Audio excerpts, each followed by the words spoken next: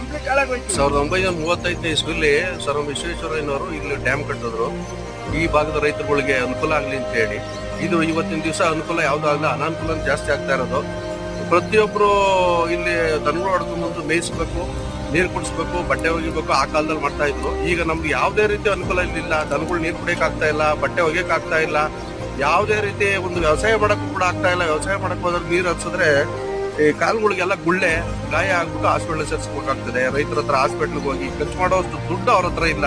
ದಯಮಾಡಿ ನಿಮ್ಮ ಹತ್ರ ಕೇಳ್ಕೊಳ್ಳೋದಿಷ್ಟೇ, ಈ ಗಲೀಜ್ ನೀರನ್ನ ಫಿಲ್ಟರ್ ಮಾಡಿಸಿ. ಅಲ್ಲಿ ಫಿಲ್ಟರ್ ಒಂದು ಚೆಕ್ ಡ್ಯಾಮ್ ಅಂತ ಮಾಡಿದ್ದಾರೆ. ಅದ್ರಲ್ಲಿ ಏನಾಗಿದೆ, ಓವರ್ಫ್ಲೋ ಆಗಿದ್ದು ನೀರೆಲ್ಲ ಮೇಲೆ ಆಚೆ ಬಂದಿರ್ತದೆ, ಅದೆಲ್ಲ ಬಂದು ಕೆರೆ ಸೇರ್ಕೊತದೆ. ಅದೆಲ್ಲ ಸ್ವಲ್ಪ ದೊಡ್ಡ ದೊಡ್ಡ ಪೈಪ್ಗಳು ಹಾಕ್ಬಿಟ್ಟು ಅದರಲ್ಲಿ ತಗೊಂಡಾಗ ಆ ಚಂದನೆ ಬಳ್ಳ ಅಂತ ಇದೆ, ಅಲ್ಲಿ ತಗೊಂಡೋಗಿ ಫಿಲ್ಟರ್ ಮಾಡ್ತೀವಿ ಅಂತ ಬಿಟ್ಟಿದ್ದಾರೆ. ಆ ನೀರು ಫಿಲ್ಟರ್ ಆಗ್ತಾ ಇಲ್ಲ. ಅದೇ ನೀರನ್ನ ಬೆಂಗಳೂರು ಕಳಿಸಿ ಜನಗಳು ಕುಡಿಯೋಕೆ ಅನುಕೂಲ ಮಾಡ್ತೀನಿ ಅಂತ ಹೇಳಿ ಜನಗಳು ಈ ತರ ಮಾಡ್ಬಿಟ್ಟು ಜನಗಳನ್ನ ಬಹಳ ಅನಾನುಕೂಲ ತರ್ತಿದ್ದಾರೆ.